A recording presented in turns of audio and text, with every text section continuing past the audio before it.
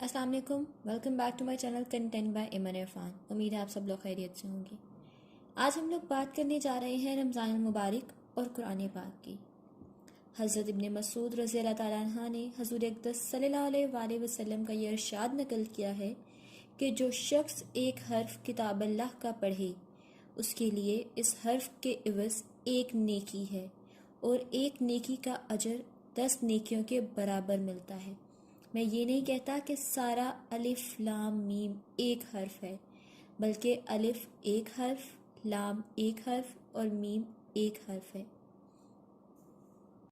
जैसा कि हम लोग जानते हैं कि रमज़ान मुबारक में हर नेकी का सवाब 70 गुना ज़्यादा हो जाता है। इस तरह अगर रमज़ान मुबारक में 70 गुना सवाब है, इससे अंदाज़ा लगाएं कि मुकम्मल कुरान पाक पर किस कदर सवाब हासिल होगा। हज़रत अबू ज़र रज़ी अल्लाह ताला अन्हा हुज़ूर अक़दस सल्लल्लाहु अलैहि वसल्लम से नकल करते हैं कि तुम लोग अल्लाह जल्ले शाना की तरफ रुजू करो और उसके यहाँ तकर्रुब उस चीज़ से बढ़कर किसी और चीज़ से हासिल नहीं कर सकते जो खुद हक़ सुबहान अल्लाह से निकली है, यानी कलाम पाक। मुतअद्दिद रवायात से ये मज़मून साबित होता है कि अल्लाह ताला के दरबार में कलाम पाक से बढ़कर तकर्रुब किसी चीज़ से हासिल नहीं होता।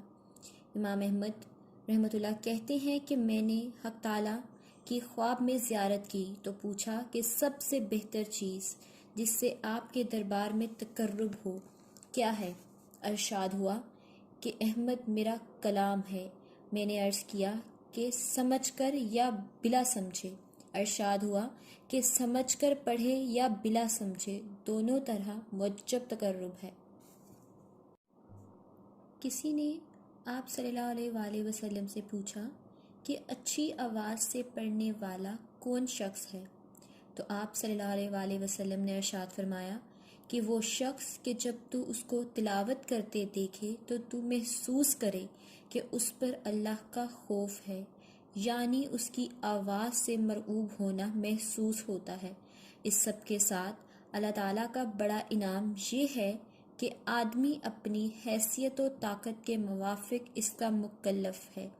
हदीस में है कि अल्लाह ताला की तरफ से फ़रिश्ता इस काम पर मुकर्रर है कि जो शख्स कलाम पाक पढ़े और कमाहका इसको दुरुस्त ना पढ़ सके तो वो फ़रिश्ता उसको दुरुस्त करने के बाद ऊपर ले जाता है। कुरान पाक के आदाब तिलावत की बात की जाए तो मशाइख ने 6 आदाब ज़ाहिरी और 6 बातनी इरशाद फरमाए हैं। ज़ाहिरी आदाब में शामिल हैं गायत एहतराम से बावज़ू होकर किबला रुख बैठना और फिर पढ़ना, पढ़ने में जल्दी ना करना और तरतीलो तजवीद से पढ़ना, रोने की सही करे चाहे बेतकल्लुफ़ ही क्यों ना हो, आयत रहमत व आयात अज़ाब का हक अदा करे जैसा कि पहले गुजर चुका। अगर रया का एहतमाल हो या किसी दूसरे मुसलमान की तकलीफ़ व हर्ज का अंदेशा हो तो आहिस्ता पढ़े वरना आवाज़ से पढ़ें। खुशुल हानी से पढ़ें कि खुशुल हानी से कलाम पाक पढ़ने की बहुत सी अहादीस में ताकीद आई है। बातनी आदाब, कलाम पाक की अज़मत दिल में रखे कि कैसा आली मर्तबा कलाम है। हक़ सुबहानल्लाह व तक़द्दुस की अलोशान अल्लाह ताला की शान और किब्रियाई को दिल में रखे जिसका कलाम है। दिल को वसावस व ख़तरात से पाक रखे, माफ़ी का तदब्बुर करे और लज्जत के साथ पढ़े। हज़रत अकरम सल्लल्लाहु अलैहि वसल्लम ने एक शब तमाम रात इस आयत को पढ़कर गुजार दी। इन तुअज़्ज़िबुहुम फ़इन्नहुम इबादुका व इन तग़फ़िर लहुम फ़इन्नका अंतल अज़ीज़ुल हकीम। इसका तर्जुमा है, ए अल्लाह तो अगर आप इनको सज़ा दे तो ये आपके बंदे हैं, और अगर आप इनको माफ़ फरमा दें तो आप ज़बरदस्त हैं, हिकमत वाले हैं। अल्लाह ताला से दुआ है कि हम सबको इन आदाब पर अमल करने की तौफ़ीक़ अता फ़रमाए और अच्छे तरीके से कुरान पाक की तिलावत करने की तौफ़ीक़ अता फ़रमाए। अब बात करें अगर रमज़ान और कुरान का ताल्लुक़ की, तो रमज़ानुल मुबारक के साथ جس طرح روزہ اور قرآن کریم دونوں کا خصوصی تعلق ہے، اسی طرح آپس میں بھی ان دونوں عبادتوں کا ایک دوسرے کے ساتھ بہت گہرا تعلق ہے۔ یہ دونوں عبادتیں یعنی روزہ اور قرآن کریم کئی خاصیتوں میں مشترک ہیں۔ رمضان المبارک اور قرآن پاک کی مشترک خاصیتیں۔ حدیث شریف میں ہے کہ روزہ اور قرآن کریم دونوں قیامت کے دن شفاعت کریں گے۔ روزہ کہے گا، اے رب، میں نے اس کو دن میں کھانے پینے سے باز رکھا تھا، میری شفاعت اس کے حق میں قبول کیجیے۔ اور قرآن پاک کہے گا، میں نے اس کو رات کو جگایا تھا، اس لیے میری شفاعت قبول فرمائیے۔ بس دونوں کی شفاعت قبول کر لی جائے گی۔ قرب خاص کی بات کی جائے تو ایک اور خاصیت ان دونوں میں مشترک پائی جاتی ہے، یعنی تلاوت قرآن اور روزہ میں، اور وہ خاصیت قرب خاص یا اللہ تعالیٰ کا ہے۔ قرب خاص حق تعالیٰ کا ہے۔ تلاوت میں بھی خاص قرب حاصل ہوتا ہے، ایسے ہی روزے دار کو بھی خاص قرب حاصل ہوتا ہے اللہ تعالیٰ کا۔ یہ دوسری بات ہے کہ تلاوت میں وجہ قرب اور ہو اور روزہ میں وجہ قرب اور، مگر نفس قرب خاص میں دونوں شریک ہیں۔ تلاوت سے تو اس لیے قرب خاص ہوتا ہے کہ کلام کو خاص مناسبت ہوتی ہے متکلم سے، اور ظاہر ہے کہ جو شخص اس کی تلاوت کرے گا اس کا خاص تعلق ہوگا صاحب کلام سے۔ اس کی مثال ایسی ہے جیسے کسی نے کوئی دیوان وغیرہ تصنیف کیا ہو اور ایک شخص کو دیکھا کہ وہ اس کے دیوان کو پڑھ رہا ہے، مصنف کو اس کے ساتھ خاص تعلق پیدا ہو جائے گا، خواہ وہ پڑھنے والا کلام سمجھتا بھی نہ ہو۔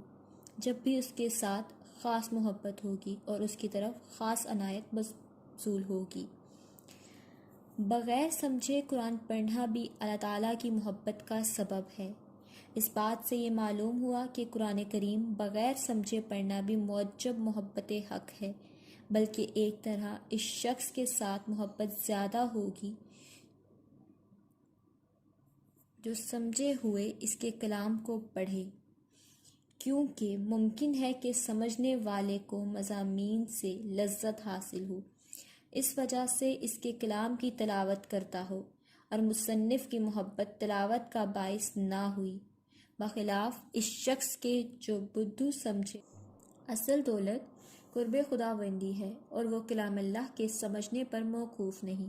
گو سب کے لیے اس کی اجازت نہیں کہ سب کے سب بدو سمجھے ہوئے پڑھیں، بلکہ تھوڑے لوگ ایسے بھی ضرور ہونے چاہیے کہ خود بھی کلام اللہ کو سمجھتے ہوں اور دوسروں کو بھی سمجھا سکیں۔ تلاوت کی فضیلت کی ایک وجہ یہ ہے کہ جتنے بھی حق تعالیٰ کے افعال ہیں، بندے کے ویسے ہی افعال حق کی نقل نہیں ہوتے۔ صرف ایک تلاوت ہی ایسا فعل ہے کہ بندے کی تلاوت بالکل نقل ہوتی ہے کلام حق کی، یعنی جیسے اللہ تعالیٰ کلام کر رہے ہیں یہ بھی کر رہا ہے۔ اگر بات کریں کہ ماہر قرآن کون ہے، تو ماہر قرآن سے مراد وہ شخص ہے جس کو قرآن خوب یاد ہو اور پڑھنے میں اس کو دشواری پیش نہ آتی ہو، اور فرشتوں سے مراد وہ فرشتے ہیں جو کہ لوح محفوظ سے اللہ تعالیٰ کی کتابیں لکھتے ہیں۔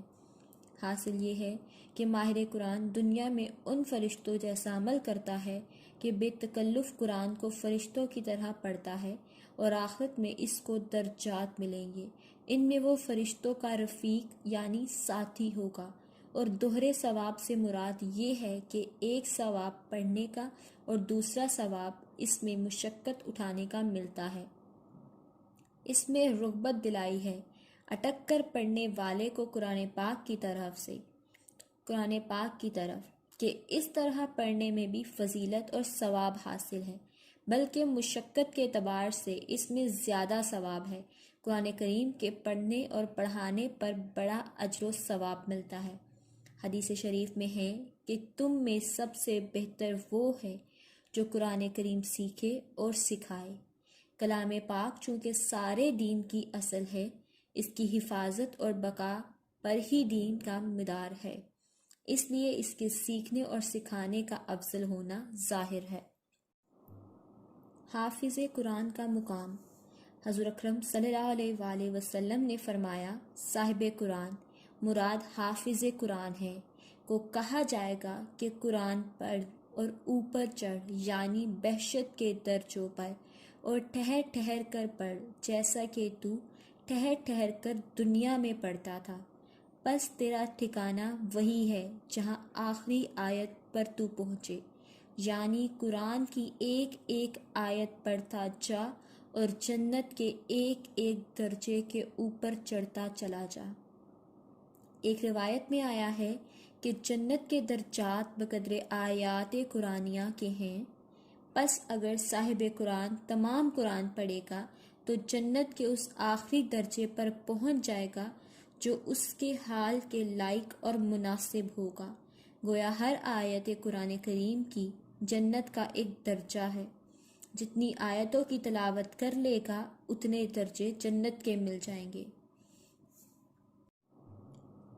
ایک حدیث میں ہے کہ اللہ تعالیٰ فرماتے ہیں کہ جس شخص کو قرآن کریم میری یاد اور مانگنے سے باز رکھے، یعنی جس کو قرآن یاد کرنے اور معانی سمجھنے میں، اس پر عمل کرنے میں قرآن کے سوا ذکر و دعا کرنے کا موقع نہیں ملتا، تو میں اس کو مانگنے والوں سے بہتر دیتا ہوں۔ اور کلام الہی کی بزرگی تمام کلاموں میں ایسی ہے جیسا کہ اللہ تعالیٰ کی بزرگی اس کی تمام مخلوق پر۔ ایسے ہی جو شخص قرآن مجید کے ساتھ مشغول ہے اس کی فضیلت ان تمام لوگوں پر ہے جو غیر کلام الہی میں مشغول ہیں۔ رسول اللہ صلی اللہ علیہ وآلہ وسلم نے فرمایا کہ جو شخص اللہ کی کتاب قرآن پاک کا ایک حرف پڑھے اس کے واسطے ہر حرف پر ایک نیکی ہے اور ہر نیکی 10 نیکیوں کے برابر ہے، یعنی ہر حرف پر 10 نیکیاں لکھی جاتی ہیں۔ پھر فرمایا میں یہ نہیں کہتا کہ سارا الف لام میم ایک حرف ہے، بلکہ الف ایک حرف اور لام ایک حرف اور میم ایک حرف ہے، یعنی الف لام میم کہنے پر 30 نیکیاں لکھی جاتی ہیں۔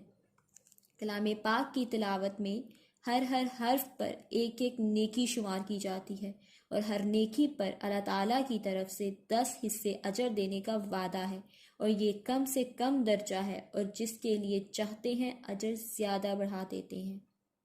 اللہ تعالیٰ سے دعا ہے کہ ہم سب کو قرآن پاک پڑھنے کی توفیق عطا فرمائے اور ہم سب پر اپنا خاص کرم کرے، ہم سب کو زیادہ سے زیادہ عبادات کرنے کی توفیق عطا فرمائے اور قرآن پاک کی تلاوت کرنے کی توفیق عطا فرمائے۔